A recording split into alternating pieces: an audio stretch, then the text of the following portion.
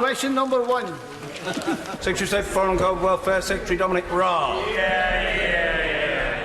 Thank you, Mr. Speaker. And with permission, I'll answer questions 1, 17, 20 and 23 together. And with your forbearance, may I start by paying tribute to my right honourable friend, the member for South West Surrey, for the exceptional job he did as Foreign Secretary and with the professionalism and integrity with which he conducted himself.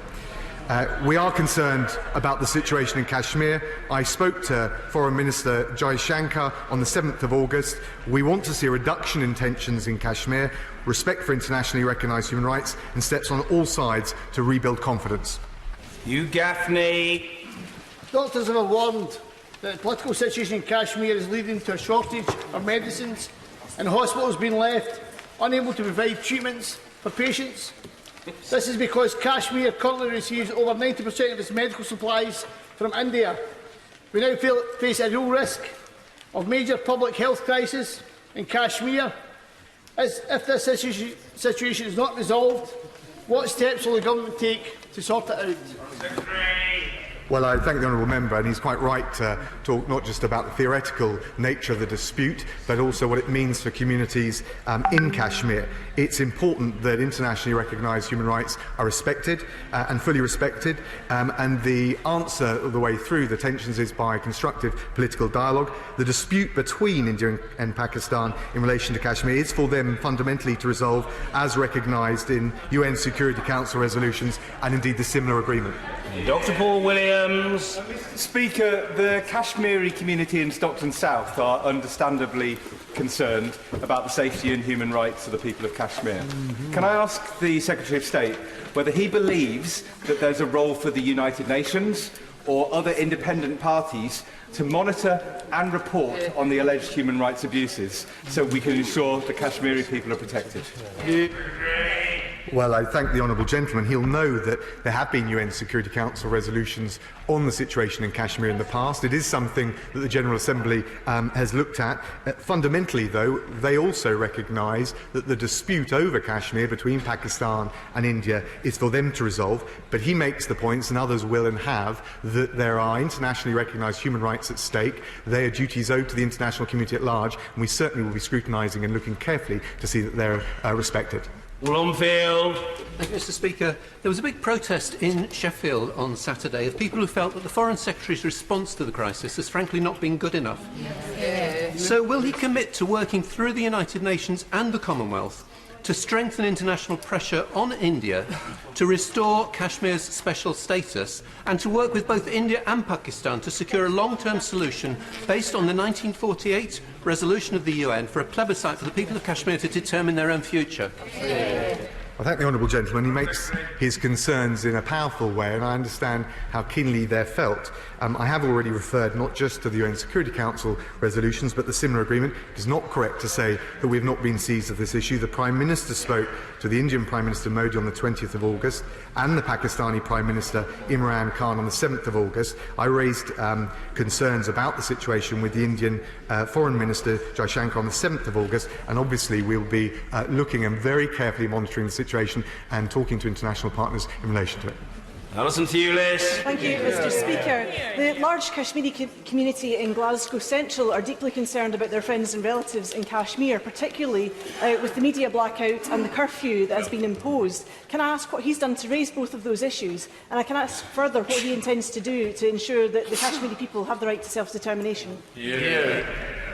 Well, I thank the honourable lady. On both of those issues that she's raised, in relation to detentions, potential mistreatment, and also the communications blackouts, I've raised both of those issues with the Indian Foreign Minister. The Indian government has made clear that they are only temporary and as strictly required, and we, of course, want to hold them to that undertaking. Steve Baker. Speaker, in Wickham, events in Kashmir are of the most profound and immediate importance to thousands of my constituents because British Kashmiris often have family and friends on not one but sometimes both sides of the line of control, and they're in frequent FaceTime, email and Skype contact just like anybody else, even to the second and third generation of migrant. Will my right honourable friend agree with me that in such circumstances they must have active representation, not just from their MPs but from the government, and that will he therefore join me in saying that the time has come to reassure them on the human rights of their families and their friends to ask for independent observers in Kashmir. Can I thank my honourable friend? And I know the scale of the community that he has in Wickham. I believe it's over 10,000. I understand how keenly it is felt amongst Kashmiris in Wickham, but also right across the country. The issue of human rights is not just a bilateral issue for India or Pakistan or a domestic issue. It's an international issue, and he's absolutely right to say that we should, with all of our partners, expect internationally recognised standards of human rights to be complied with and respected.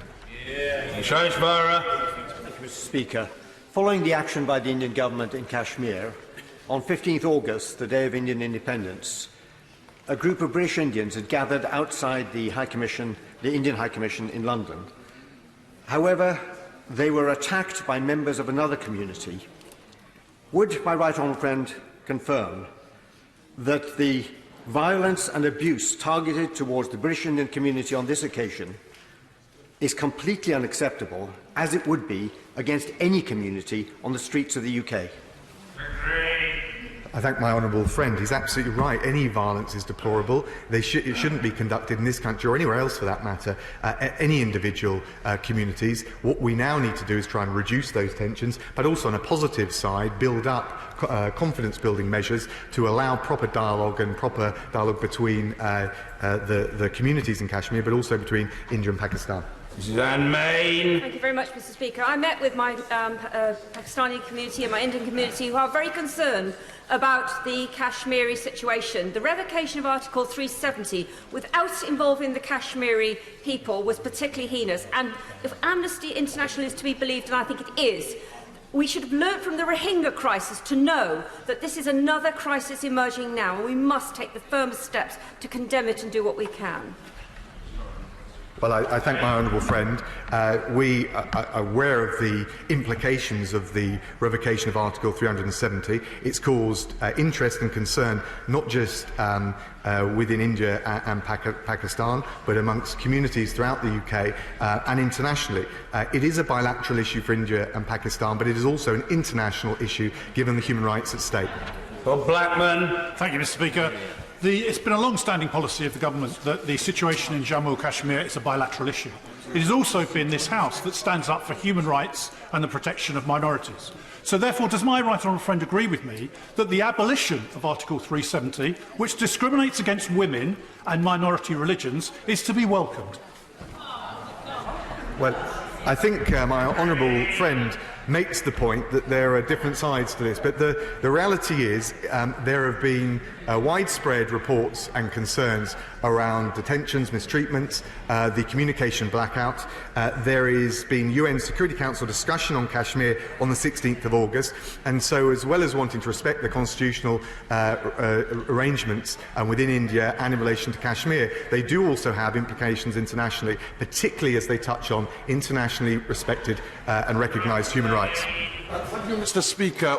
I refer members to my register of interests. For over 4 years, Mr. Speaker, I have stood in this place and warned members of the ongoing persecution, oppression and injustice that the sons and daughters of Kashmir face on a daily basis. And that situation has now escalated as a result of the revocation of Article 370 and 35A and the humanitarian situation as a result of the blockade. The reality is we see up to 10,000 people arrested without due process. We see food shortages, we see medicine shortages. This is a humanitarian crisis, and the United Nations Security Council to meet and not even agree a condemnation is not something that this House should welcome. What is the Minister doing to end the draconian blockade in the very least? Well, I think it would be obvious to the honourable gentleman, as much as I sympathise with his concerns and understand the heartfelt way in which he makes his points, that we cannot alone end that blockade. There has been a discussion about it within the UN Security Council, and the point I would make is that all and any allegations of human rights violations are deeply concerning. They must be investigated thoroughly, promptly and transparently. Brevity from Dame Cheryl Gillam. Thank you, Mr. Speaker. Like the honourable member for Wickham, I have many constituents that are highly concerned about this. The revocation of Article 35A actually affects the property ownership and rights in Jammu and Kashmir, and many of my constituents are very frightened that this could lead to a dramatic transformation from majority Muslim to majority Hindu. The new Prime Minister is famed for being robust. Can he now be robust in defending the rights of these people and their families?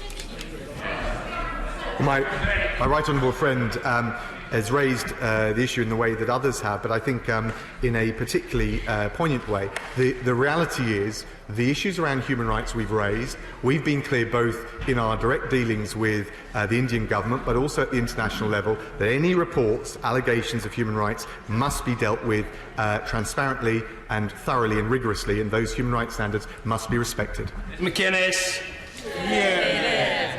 Thank you, Mr. Speaker. Alongside the revocation of Article 370, the Indian authorities have detained more than 4,000 Kashmiris without charge in the last month. Not just political activists, but ordinary civilians. There are widespread allegations of torture, and many families do not know where their loved ones are being held. This is no way for the largest democracy in the world to behave, let alone a member of the Commonwealth. So can the Minister of State tell us what protests he has made to India about those detentions? Well, as I explained to the House, and I'm happy to repeat again for the Honourable Lady, the concerns and issues she's raised are very serious. I raised them directly with Foreign Minister Jaishankar on the 7th of August, and to answer the Shadow Foreign Secretary's point, yes, specifically the issue of detention as well as the blackouts. We've made clear our concern, and that we need to see, particularly with a great democracy, as she says, internationally recognised human rights respected.